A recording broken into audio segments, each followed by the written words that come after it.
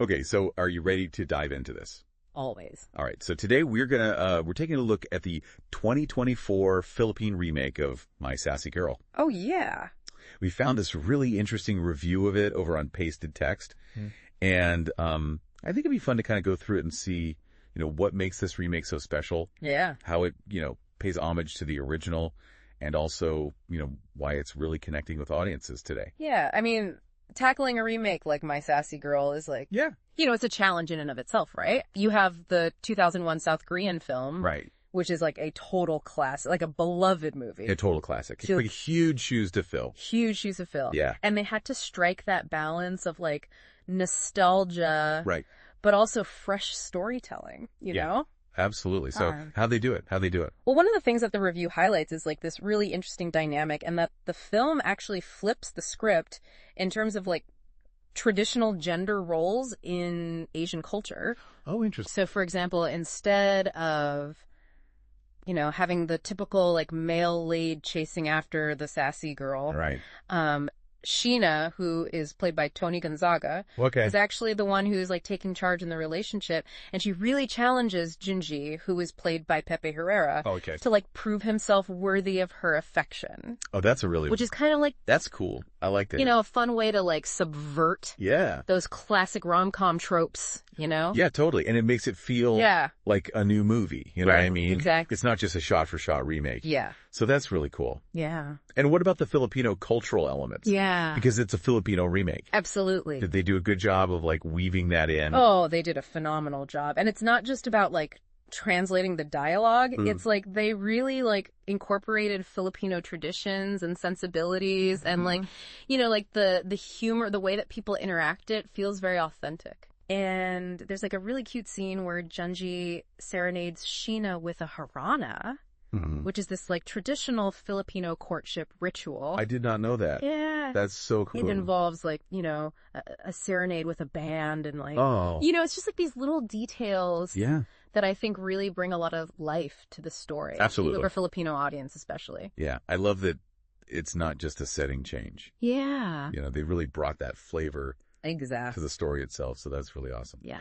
And of course, we can't talk about rom-coms without talking about chemistry. Of course not. And the review raves about Toni and Pepe's connection. Absolutely. Their chemistry is electric on screen. Yeah. And I think it's because you can tell that they're both such talented comedic actors. Right. But what like elevates their performance even further is how the director uses these really like tight close-up shots. Oh, interesting. To like highlight like the raw emotion in their exchanges. So it adds this layer of vulnerability and sincerity to the humor. Yeah. And you really feel like you're like right there with them. I love it. Experiencing like the ups and downs of their relationship. Yeah, because like, a good rom-com, you're laughing. Exactly. But you're also like feeling those heartstrings, Totally. And speaking of heart, the review also mentions that this was Joey Paris's last film. Yes. Before he passed away in 2023. It is bittersweet. Yeah.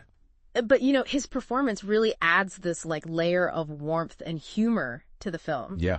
He's absolutely charming. And in many ways, this film serves as a beautiful tribute to his talent. That's really special. Yeah. Now let's talk about the box office. Okay. Because this movie is doing amazingly well. It is. 5.2 million pesos. Wow. On opening day. That's amazing. And a total of 27 million. That's incredible. So it's clearly resonating with audiences. Really is. And it's not just box office success. Like if you look at the MovieKaTicket Films review app, it's like flooded with positive reviews. Oh, wow. Which shows you like how much the film is really connecting with people on a personal level. Yeah, absolutely. Like it's really struck a chord. So it sounds like, to wrap things up here. Yeah. The 2024 My Sassy Girl is more than just a remake. It is. It's a really well-crafted homage to the original. Yeah. It brings in all this, Filipino culture. Absolutely. The chemistry between the leads is phenomenal. Yes. So it seems like they really did a great job with it. They did. It's proof that you can take even like a classic story and reimagine it. Right. In a way that feels fresh and relevant for today's audience. Absolutely. And, they did such a great job staying true to the heart of the original. Right. While also weaving in, those cultural nuances and strong performances. Yeah. It really paid off. And that's what makes it so special, I think. Absolutely. So it's definitely a must-watch. For sure. And here's something I want you all to think about.